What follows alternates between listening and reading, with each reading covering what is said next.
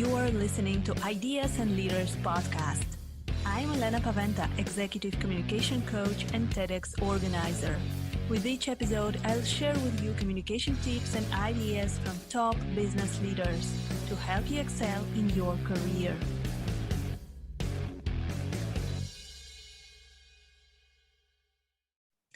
Hello, welcome to the next episode of Ideas and Leaders podcast.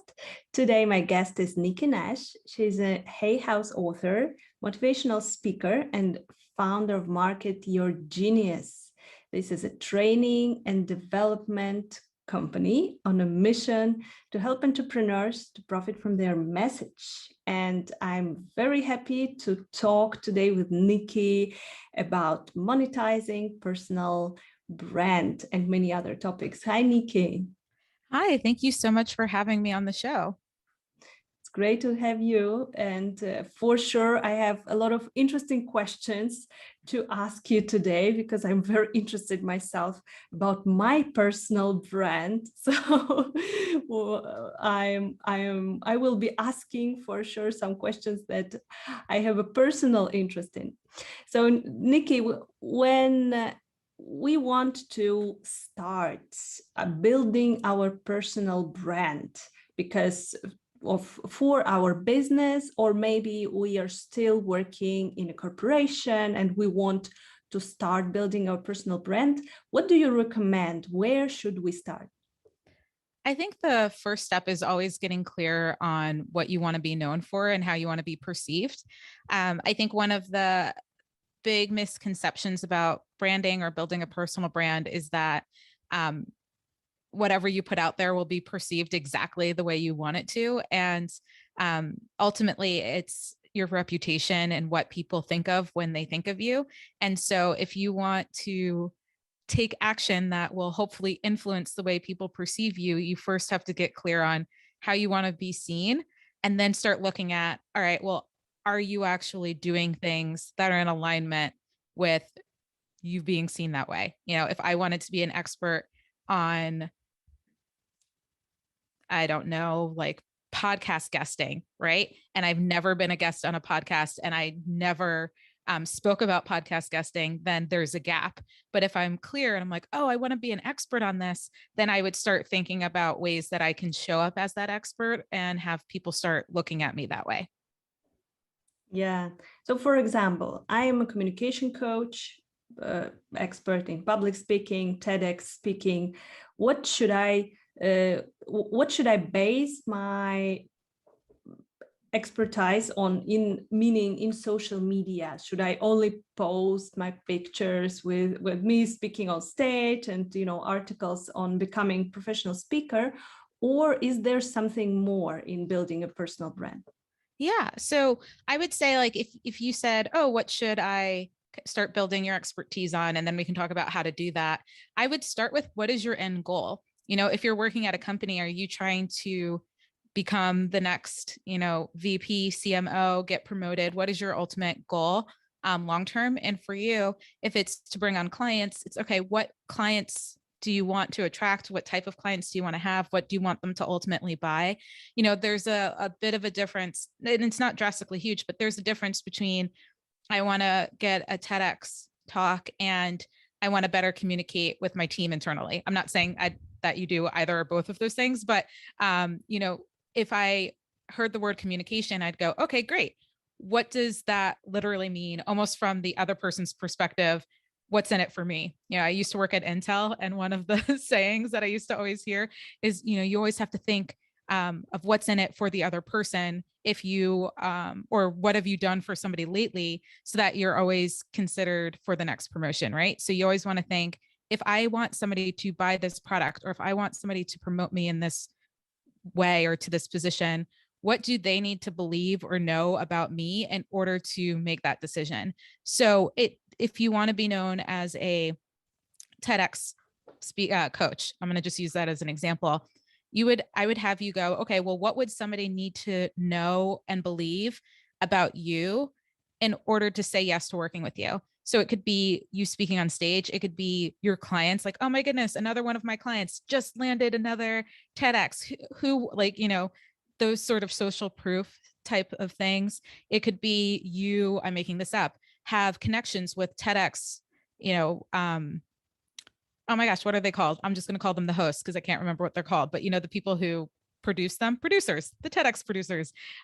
You could say, oh my gosh, I just had a great lunch with, my friend who's the TEDx London producer. I don't even know if there's a TEDx London. I'm sorry, TEDx, I'm making this up. But just positioning yourself as somebody who has relationships in the industry, who has proven testimonials or social proof of helping people get results. Yourself speaking, different things along those lines will really help people.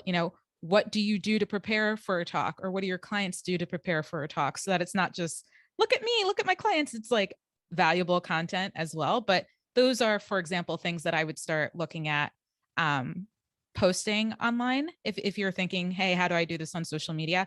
And also how I would look at it. I would look at it from the end user and go, what do they need to know, believe, think in order to say heck yeah to my offer? Yeah, great. So actually, I'm a TEDx organizer. See, that's the word, organizer. I love it. I'm like, what are they? Yeah, sometimes we call ourselves curators, TEDx curators, organizers, but producers, the same. So yeah, I've been posting actually a lot about me organizing TEDx events. So I can now I think that it was not just me talking about myself, but it was also part of me building personal brand, because I think that for a very long time I could not see the difference.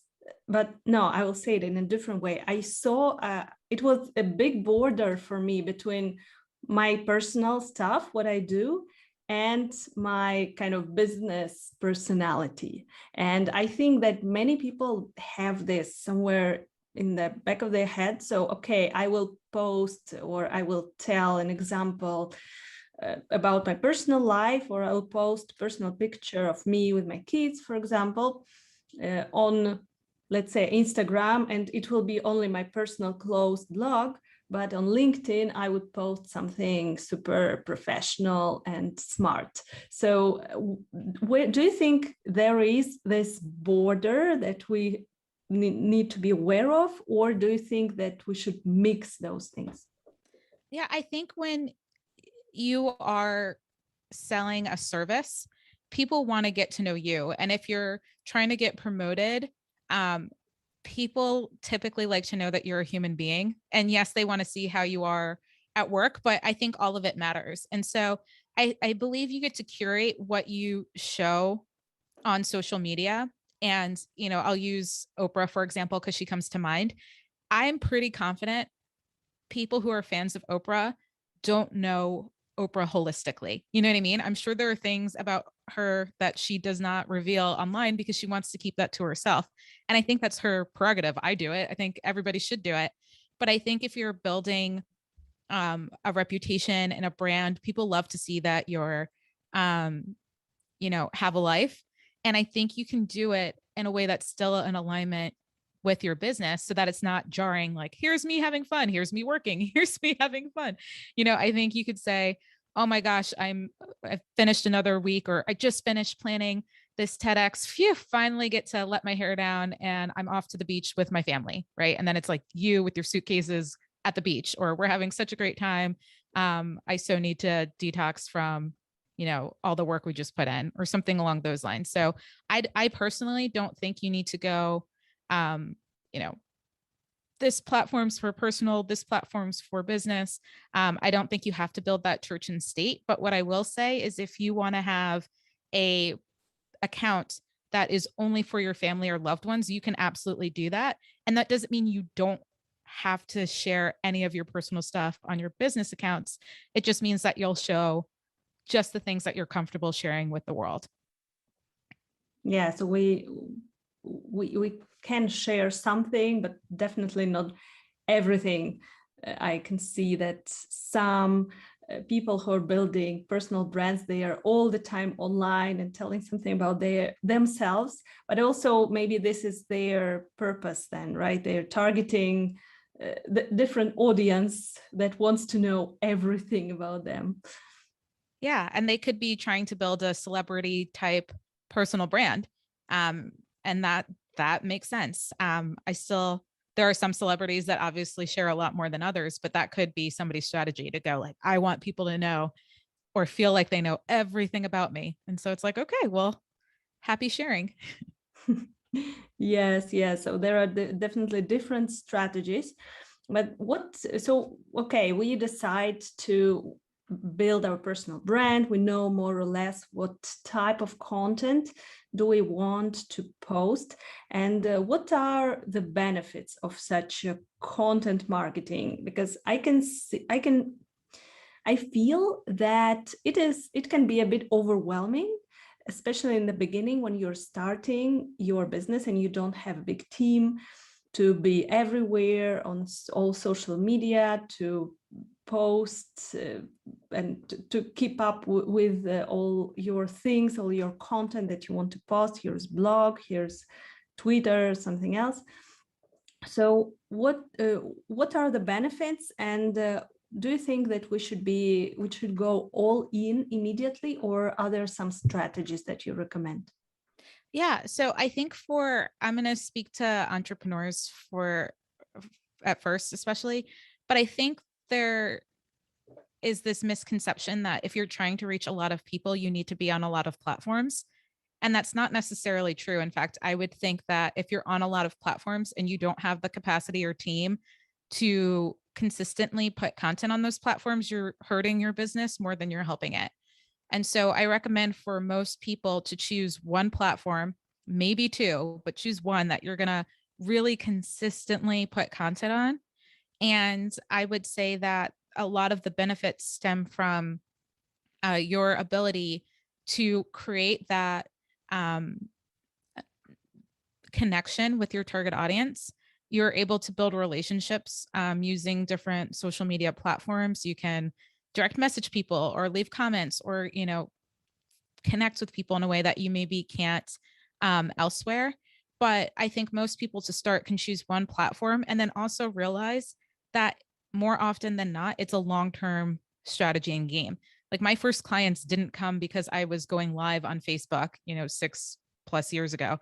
They came from my network, from referrals, from, people I met at networking events or things along those lines. But after about 8 months, 12 months, I can't remember the exact timing, but it was almost a year, if not a year, I started getting, actually that's not entirely true, it was less than a year, but I started getting clients online that I didn't know at all, but that found me online. But it was because I was consistently showing up. So I would definitely say you want to choose one place, you want to go all in, create relevant content for your target audience, and know that that's not necessarily for most people a short-term strategy. Like I went live and I'm going to have 10 new clients. That's usually not how it works. So definitely keep that in mind when you go after it. Yeah, definitely. I was about a year ago, I started doing regular lives, and I can see that it is definitely a long-term strategy because but now after several months, almost a year, I can see that actually people are watching my lives, they're coming back to me asking questions. I'm getting some new referrals. People are getting interested because I have something regular going on. I think that this is also very attractive, because if you go live once and then you just disappear, or twice, then no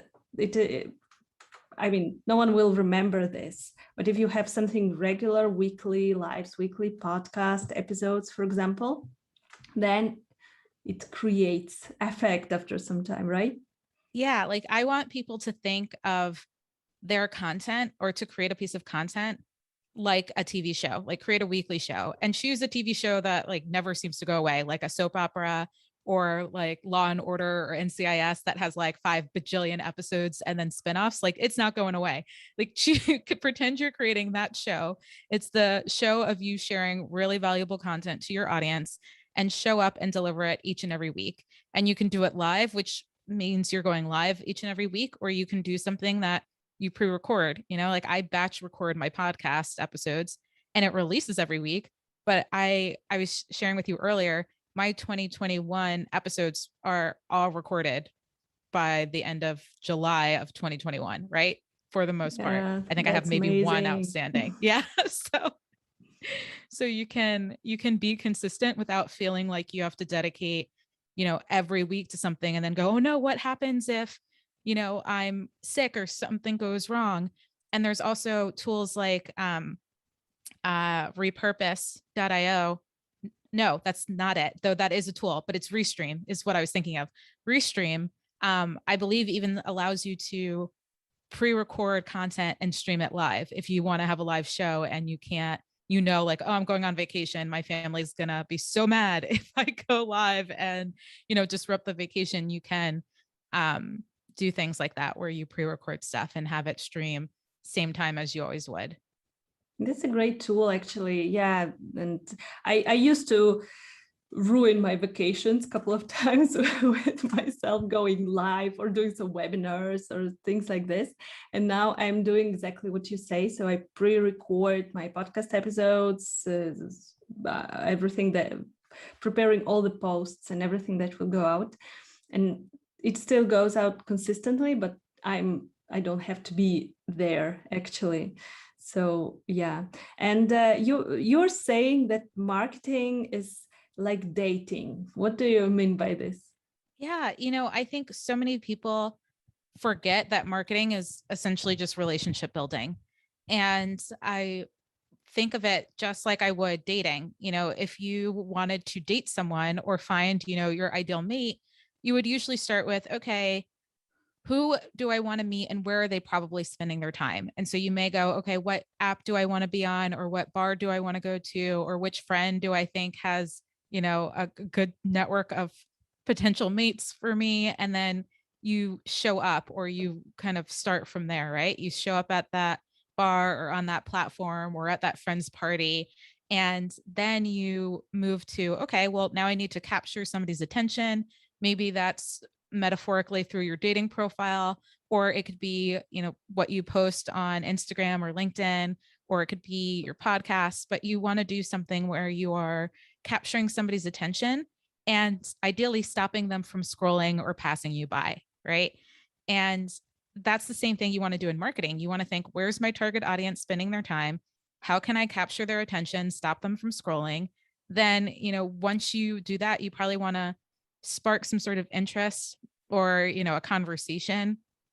Ideally get somebody's contact information. Same thing with dating. It's like you talk to somebody for a little bit and then, if you don't exchange numbers or something, then you don't talk again unless you hopefully bump into each other at the same bar, right? So you want to exchange contact information, or at least capture your target audience's contact information, and then move on to dating, right? And that goes into the, what do they need to know and believe about you or your product or service in order to powerfully choose to work with you or buy from you or not?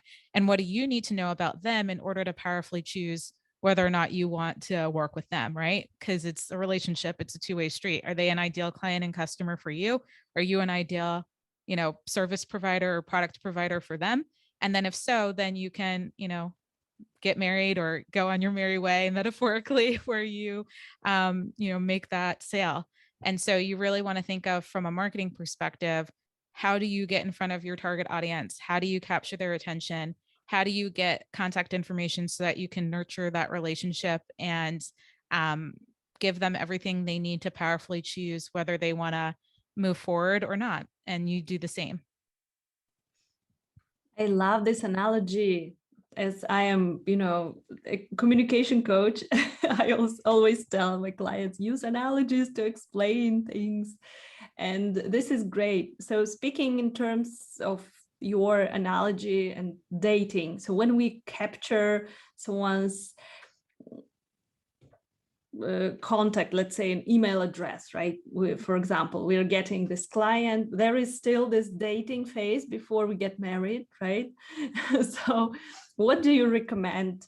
So we have the great content, it is there, then we are attracting attention of our ideal client, we're capturing them, we have their contact number, email.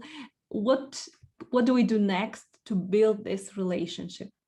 You know, it's honestly different for every person. I can talk what you want to do at the highest level, and then I can share why it's a bit different for every person. But ultimately, your goal is to move someone from like, hey, I'm interested in what you talk about, to filtering them through a process of having them go, actually, I want your support or your help with this, whether it's through a product or a service, or you know what, no, I'm good, I just came here for some information, right? And so the reason why it's different, and this is where I think so many people get overwhelmed with all the different things you could be doing from a marketing perspective, is that first, it depends on what you're selling.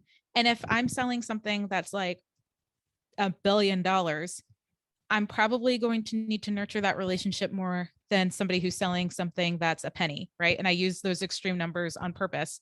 And so you first need to understand, okay, what is that initial like kind of barrier for folks? Like, is it something that needs a lot of nurturing, or is it going to be an easy yes or no? Like, do you want fries with this? Yes or no? Do you want Mercedes Benz? Okay, I need to think about it. Maybe I need to test drive it. Maybe I need, you know, there are different things that somebody may need to go through before they can make the decision.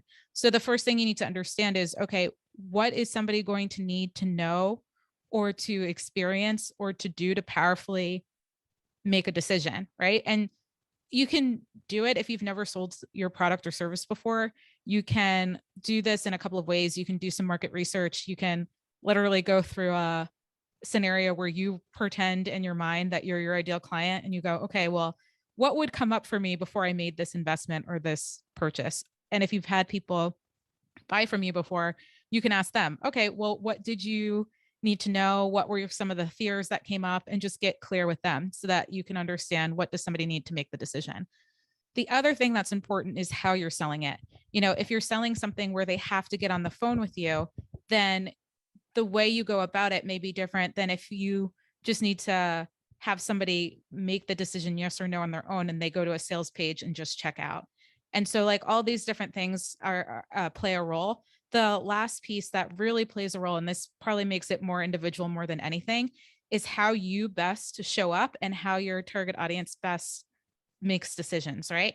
And so what I mean by that is, if I am somebody who is not comfortable at all doing videos, and it's to the detriment of like our brand to have me on video, then maybe I shouldn't do videos right away. And if it's important for me to do them, I could get training or support doing them.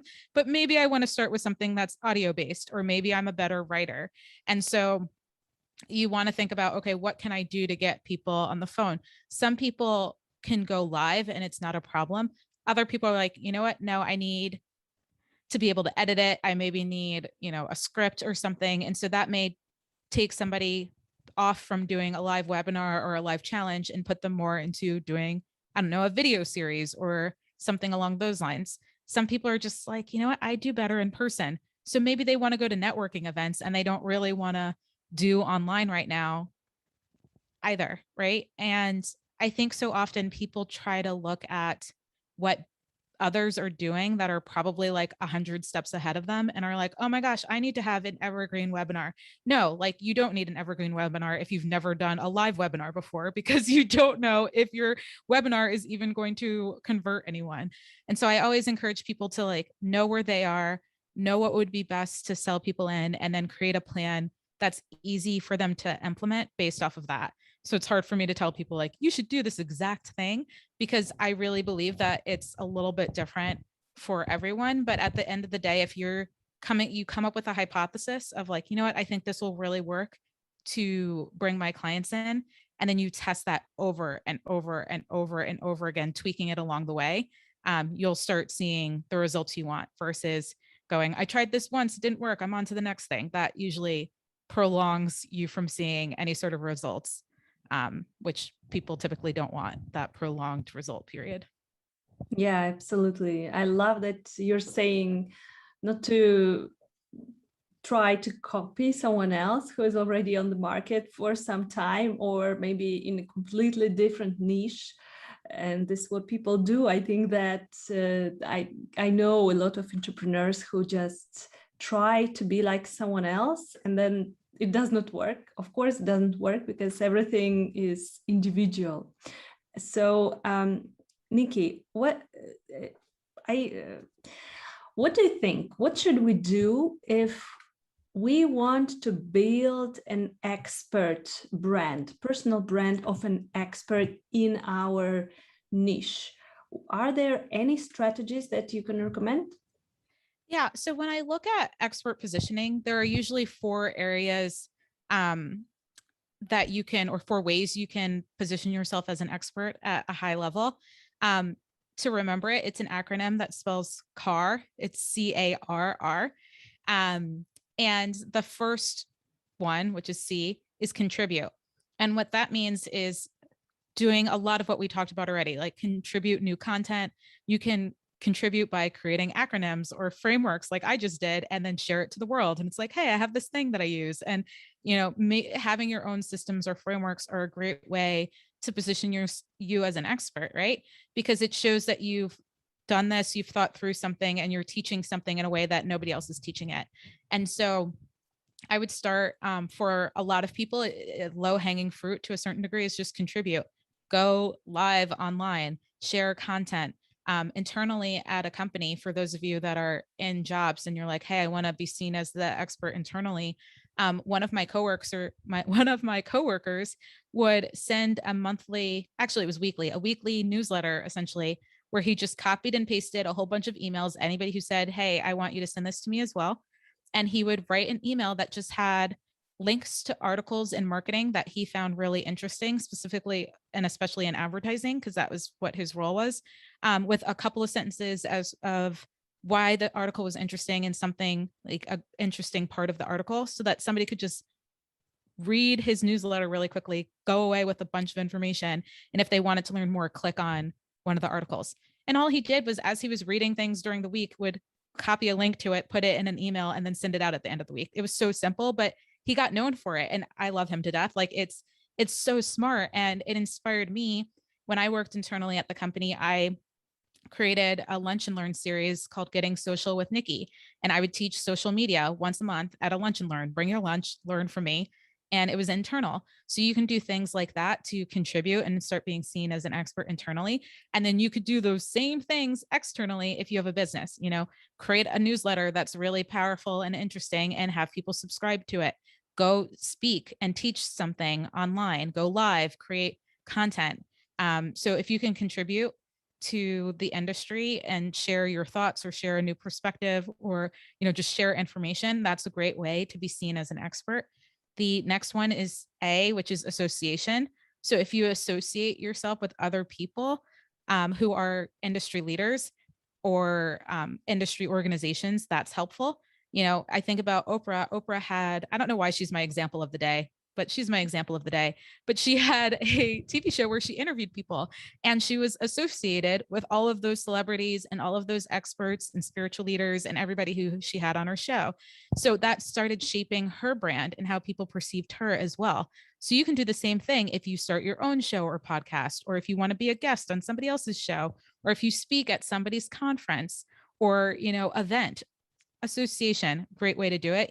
Go to networking events, meet people, do a strategic partnership. Association.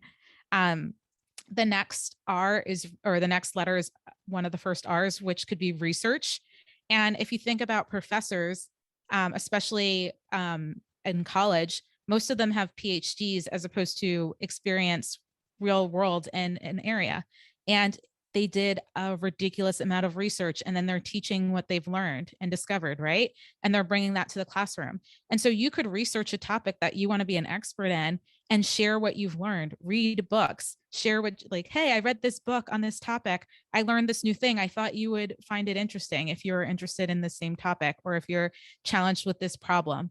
If you're listening to this and you want to be known for, brand positioning or being an expert, you could be like, oh, I just listened to this episode and Nikki Nash described this CAR method. Here's what CAR stands for, right? And then you're just sharing stuff that And if you keep sharing information from different people about personal branding or marketing, then people start going, oh, this person seems to know a lot about this topic. They're my go-to person, right? So you can research or read, share what you've learned. And then the last R, which is my personal favorite, is results. Get people results in the thing that you want to be known for, or get results for yourself and share that. If you want to be known as a nutritionist or a nutritional expert, share the results of how you've transformed your nutrition and what that's done for your health and wellness, right? Or a client that you've had, or a friend that you've helped out and their results, or, whatever you want to be known for, get results and share that with people, right? And so I have people start thinking of CARR, CARR, and you can choose one of those and focus on them and do it over and over and over again. And then you can start adding to your plan, your strategy. I love it. CARR method. So Yes. Contribution, association, research, and results. Yes, you got it. Yes, I really, really love it. For sure, I will be using it. I'm sure that our listeners will be using it as well. Thank you so much, Nikki, for all your tips. And if our listeners want to contact you, where can they find you? Yeah, the best place to go would be to marketyourgenius.co. And then it has the links to anything. You can send me a DM on Instagram or something along those lines. That's the easiest way to find me. And if you want to learn more about what I've shared, or different ways that you can grow your business, click on the new book tab on that website. And I have a new book coming out and you can read all about it. It's also called Market Your Genius. So if you can't tell, I have a lot of things called Market Your Genius. Keep it simple, easy to remember. And you can check that out as well. Perfect. So Market Your Genius, for sure. We will visit your page. I will put the link to your page and social media under the episode so that our listeners can contact you immediately when they hear you. Thank you so much, Nikki, for being here with us. Thank you so much for having me. Thank you for listening to Ideas and Leaders podcast. Did you enjoy this episode? Let me know that you listened by tagging me in your LinkedIn profile and using a hashtag Ideas and Leaders. See you in the next episode.